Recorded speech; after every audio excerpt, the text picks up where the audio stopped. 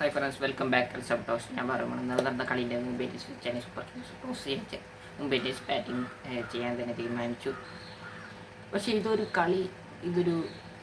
മോശം പ്രകടനം നടത്തിയതാണ്. മുംബൈ ഇന്ത്യൻസിന് ആകെ ഒരു ഭാഗ്യമില്ലാത്ത CSK അടിച്ച് കയറി ജയിക്കുന്നുണ്ട്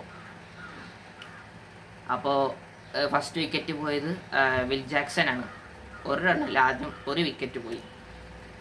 പിന്നെ വിക്കറ്റ് കുറച്ച് പോവാൻ ഇത്തിരി ബാക്കിയുള്ളവരൊക്കെ ഇങ്ങനെ പോയിക്കൊണ്ടിരിക്കുന്നു. 89 ഇപ്പോൾ കുറച്ച് നല്ലൊരു സ്റ്റേജ് ആയിരുന്നു, 2 വിക്കറ്റ് ആയിരുന്നു. പിന്നെ അങ്ങനെ അതിൻ്റെ അടുത്തടുത്തായി ഇങ്ങനെ 120, 5 വിക്കറ്റ്, അങ്ങനെ 6 വിക്കറ്റ്, അങ്ങനെ പോയി അവസാനം 159, 7 വിക്കറ്റ്, 20 ഓവർ. അതിൽ നന്നായി കളിച്ച ഒരാൾ മാത്രമേ ഉള്ളൂ. ഹെൻറി റിച്ചാർഡ് ഉണ്ട്, കുഴപ്പം തട്ടിമുട്ടിയത് കളിച്ചു. പിന്നെ കുറച്ചും കൂടി നന്നായി കളിച്ച് നമൻഡീറിൻ്റെ ആയിരുന്നു, 57 റൺസ് കിട്ടും. പിന്നെ അത് കഴിഞ്ഞ് ചെന്നൈ സൂപ്പർ കിങ്സ് 160 റൺസ്, 120 ആദ്യത്തെ ഒരാൾ പറയുന്നത് സഞ്ജു സാംസങ്ങിൻ്റെ ഒരു ഫസ്റ്റ് തന്നെ വിക്കറ്റ് പോയി, 13 റണ്ണിനാണ് ആദ്യം പോയത്. പിന്നെ അടിച്ച് കലക്കിയത് വേറെ ആരുമില്ല, എക്സ്പെക്റ്റ് ചെയ്താൻ പറ്റാത്ത ഒരാളാണ് ഋതുരാജ് ഗെയ്ക്വാഡ്. അയാൾ തിരിച്ചു വന്നിരിക്കുകയാണ് ബാറ്റിംഗ്. ഒരാൾ ഫോം ആവും, ഒരാൾ ഔട്ടാവും, അപ്പോൾ അയാൾ ഫോം ആവും. അപ്പോൾ അതാണ് അവസ്ഥ. ഇപ്പോൾ ഋതുരാജ് ഗെയ്ക്വാഡിൻ്റെ അടിപൊളി ബ്രില്യൻറ്റ് 6ഉം കൂട്ടി, പിന്നെ ഒരു കാർത്തിക് കൂടുതൽ 6ഉം കൂടിയൊക്കെ അടിച്ചു കൂട്ടി അവസാനം 160, 2 വിക്കറ്റ്, ഒരു 4 അടിച്ചു. അങ്ങനെ കൺഗ്രാജുലേഷൻസ് ചെന്നൈ സൂപ്പർ കിങ്സ്. ഇപ്പോൾ മുംബൈ ഇന്ത്യൻസ് താഴെ നിൽക്കും. ഇപ്പോൾ 6ാം സ്ഥാനത്താണ് ചെന്നൈ സൂപ്പർ കിങ്സ്. അപ്പോൾ ഇനിയുള്ള കളികൾ ഇനി ഡൽഹി ക്യാപിറ്റൽസിനുണ്ട്. അതിലും കൂടി തകർത്ത് കഴിഞ്ഞാൽ നമുക്ക് പോയിൻറ്റിന് റൺ റേറ്റും ഇത് കൂടണം. അതായത് 7 കളികൾ CSKക്ക് ജയിക്കണം.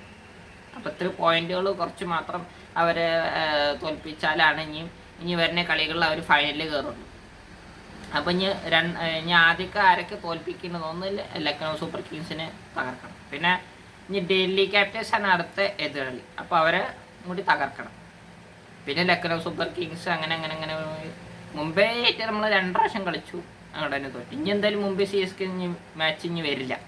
ഫൈനലിൽ മുംബൈ എത്തുമെന്ന് നമുക്ക് പ്രതീക്ഷ വേണ്ട.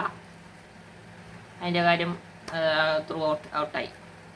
ബാഡ് ക്യാപ്റ്റൻസിയാണ് പറയുന്നത്. അതായത് 5 തവണ ചാമ്പ്യന്മാരായ ആൾക്കാർ എന്തുകൊണ്ടും ഇപ്പോൾ തന്നെ ഇവിടെ ഒരു പ്രകടനം പോലും നടത്താത്ത ആൾക്കാർ.